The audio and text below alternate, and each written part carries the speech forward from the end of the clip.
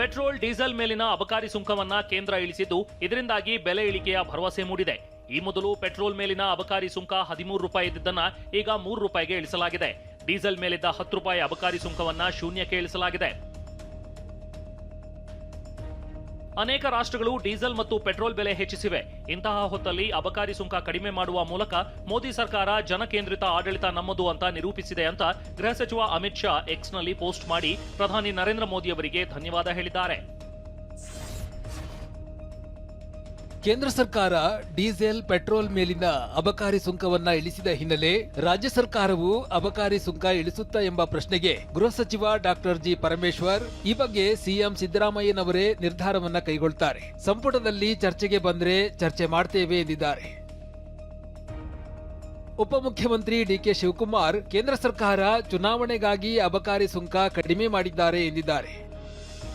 ಭಾರತ ಸರ್ಕಾರ ನಮ್ಮನ್ನ ಕೊಲೆ ಮಾಡ್ತಾ ಇದೆ. ತೈಲ ಬೆಲೆಯನ್ನ ಜಾಸ್ತಿ ಮಾಡಿಬಿಟ್ಟು ಇವರು ಮಾಡ್ಕೋಬೇಕು, ಎಲೆಕ್ಷನ್ಗೋಸ್ಕರ ಮಾಡಿದ್ದಾರೆ. ಆದರೆ ನೈರಾ ಕಂಪನಿಯವರು ಜಾಸ್ತಿ ಮಾಡಿದ್ದಾರೆ. ಚುನಾವಣೆ ಕಾರಣಕ್ಕೆ ಸುಂಕ ಇಳಿಕೆ ಎಂಬ ಡಿಸಿಎಂ ಹೇಳಿಕೆಗೆ ತಿರುಗೇಟು ನೀಡಿರುವ ವಿಪಕ್ಷ ನಾಯಕ ಆರ್ ಅಶೋಕ್, ಇದು ರಾಮನವಮಿ ಗಿಫ್ಟ್, ಆದರೆ ಕಾಂಗ್ರೆಸ್ ಮೊಸರಿನಲ್ಲಿ ಕಲ್ಲು ಹುಡುಕುವ ಕೆಲಸ ಮಾಡ್ತಿದೆ ಎಂದಿದ್ದಾರೆ.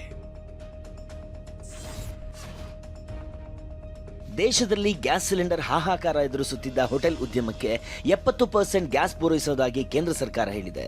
ಇದು ನಮ್ಮ ಉದ್ಯಮಕ್ಕೆ ದೊಡ್ಡ ಮಟ್ಟದ ಸಹಕಾರ. ಇದಕ್ಕೆ ಸಹಕರಿಸಿದ ಕೇಂದ್ರ ಹಾಗೂ ರಾಜ್ಯ ಸರ್ಕಾರಗಳಿಗೆ ನಮ್ಮ ಹೃತ್ಪೂರ್ವಕ ಧನ್ಯವಾದ ಅಂತ ಬೆಂಗಳೂರು ಹೋಟೆಲ್ ಮಾಲೀಕರ ಸಂಘದ ಗೌರವಾಧ್ಯಕ್ಷ ಪಿಸಿ ರಾವ್ ಹೇಳಿದ್ದಾರೆ. ಬೆಂಗಳೂರು ನಗರದಲ್ಲಿರುವಂಥ ಎಲ್ಲ ಹೋಟೆಲ್ಗಳಿಗೆ 2% ಮಾತ್ರ ಸಿಗ್ತಾ ಇತ್ತು. ಮುಂದಿನಿಂದ ಅಂದರೆ ಇವತ್ತಿನಿಂದಲೇ ನಾವು 30 ಸಿಲಿಂಡರ್ ತೆಗೆದುಕೊಳ್ತಾ ಇದ್ದರೆ 10 ಸಿಲಿಂಡರ್ ಸಿಗಲಿದೆ. ಇದು ಒಂದು ಸ್ವಲ್ಪ ಮಟ್ಟಿನ ಸುಧಾರಿಕೆ ಆಗ್ತಾ ಇದೆ. ದೇಶದಾದ್ಯಂತ ಎಲ್ಪಿಜಿ ಅಭಾವದ ಮಧ್ಯೆ ಎಲ್ಪಿಜಿ ಟ್ಯಾಂಕರ್ ಹೊತ್ತ ಜಗ್ ವಸಂತ್ ಹಡಗು ಗುಜರಾತ್ ಬಂದರಿಗೆ ಆಗಮಿಸಿದೆ. ಜಗ್ ವಸಂತ್ ಕಳೆದ 23 ದಿನಗಳಿಂದ ಹೊರ್ಮುಜ್ ಜಲಸಂಧಿಯಲ್ಲಿ ಸಿಲುಕಿತ್ತು. ಇರಾನ್ ಹಡಗಿನ ಸಂಚಾರಕ್ಕೆ ಅನುಮತಿ ನೀಡಿದ ಬಳಿಕ ಜಗ್ ವಸಂತ್ ಗುಜರಾತ್ನ ವದಿನಾರ್ ಬಂದರನ್ನ ತಲುಪಿದೆ. ಜಗ್ ವಸಂತ್ ಹಡಗು 47,600 ಮೆಟ್ರಿಕ್ ಟನ್ ಎಲ್ಪಿಜಿ ಹೊತ್ತು ತಂದಿದೆ. ಇತ್ತ 17,600 ಮೆಟ್ರಿಕ್ ಟನ್ ಎಲ್ಪಿಜಿ ಹೊತ್ತ ಹಡಗು ಮಂಗಳೂರು ಬಂದರಿಗೆ ಬಂದು ತಲುಪಿದೆ. ಇನ್ನು ಗಲ್ಫ್ ಯುದ್ಧ ಭಾರತದ ಮೇಲೆ ಪರಿಣಾಮ ಬೀರುತ್ತಿರುವ ಹಿನ್ನೆಲೆ ಪ್ರಧಾನಿ ನರೇಂದ್ರ ಮೋದಿ ಎಲ್ಲಾ ರಾಜ್ಯಗಳ ಸಿಎಂಗಳ ಜೊತೆ ಸಭೆ ನಡೆಸೋದಕ್ಕೆ ಮುಂದಾಗಿದ್ದಾರೆ. ಪಶ್ಚಿಮ ಏಷ್ಯಾ ಸಂಘರ್ಷದ ಕುರಿತು ರಾಜ್ಯಗಳ ಸಿದ್ಧತೆ ಬಗ್ಗೆ ಸಭೆಯಲ್ಲಿ ಚರ್ಚೆ ನಡೆಸಲಿದ್ದಾರೆ. ದೇಶಾದ್ಯಂತ ಮತ್ತೆ ಲಾಕ್ಡೌನ್ ಜಾರಿಯಾಗಲಿದೆ ಎಂಬ ವದಂತಿಗೆ ಕೇಂದ್ರ ಸರ್ಕಾರ ಸ್ಪಷ್ಟನೆ ನೀಡಿದೆ.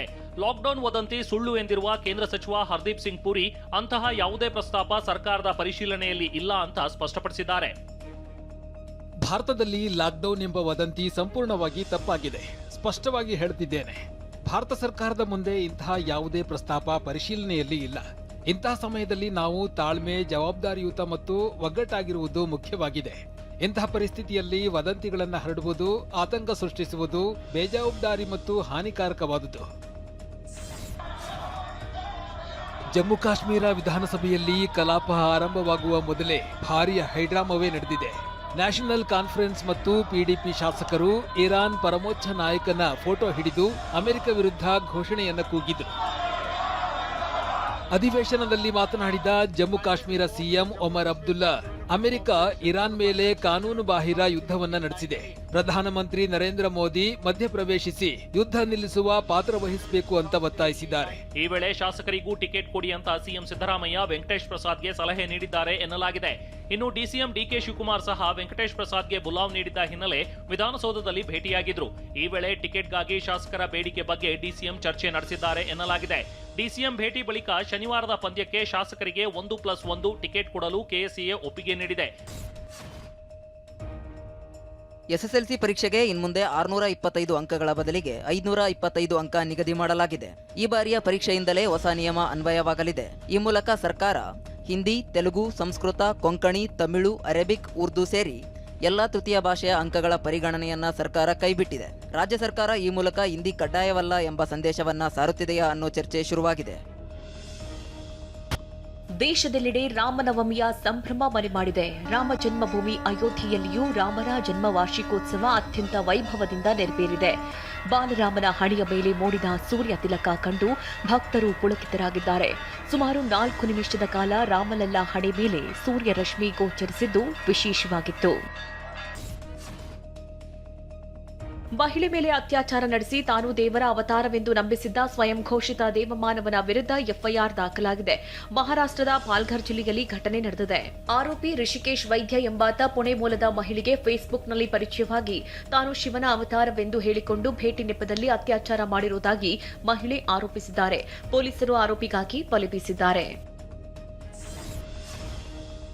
ವಿವಾಹಿತ ಪುರುಷ ಪರಸ್ಪರ ಒಪ್ಪಿಗೆಯ ಲಿವ್ ಇನ್ ರಿಲೇಶನ್ಶಿಪ್ನಲ್ಲಿ ಇರುವುದು ಅಪರಾಧವಲ್ಲ ಎಂದು ಅಲಹಾಬಾದ್ ಹೈಕೋರ್ಟ್ ಅಭಿಪ್ರಾಯಪಟ್ಟಿದೆ. ಅರ್ಜಿಯೊಂದರ ವಿಚಾರಣೆ ನಡೆಸಿದ ಹೈಕೋರ್ಟ್ ವಯಸ್ಕ ಮಹಿಳೆಯೊಂದಿಗೆ ಸಮ್ಮತಿಯ ಲಿವ್ ಇನ್ ಸಂಬಂಧ ಹೊಂದಿರುವ ವಿವಾಹಿತ ಪುರುಷನ ವಿರುದ್ಧ ಕಾನೂನು ಕ್ರಮ ಜರುಗಿಸಲು ಸಾಧ್ಯವಿಲ್ಲ ಎಂದು ಹೇಳಿದೆ.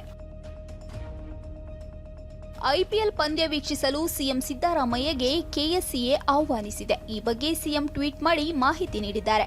ಐಪಿಎಲ್ ಕ್ರಿಕೆಟ್ ಪಂದ್ಯಾವಳಿ ನಡೆಯಲಿರುವ ಹಿನ್ನೆಲೆ ಕರ್ನಾಟಕ ಕ್ರಿಕೆಟ್ ಸಂಸ್ಥೆ ಅಧ್ಯಕ್ಷರಾದ ವೆಂಕಟೇಶ್ ಪ್ರಸಾದ್ ಅವರು ನನ್ನನ್ನ ಭೇಟಿ ಮಾಡಿ ಪಂದ್ಯ ವೀಕ್ಷಣೆಗೆ ಆಗಮಿಸುವಂತೆ ಆಹ್ವಾನ ನೀಡಿದ್ರು ಎಂದು ಸಿಎಂ ಫೋಟೋಗಳನ್ನು ಹಂಚಿಕೊಂಡಿದ್ದಾರೆ.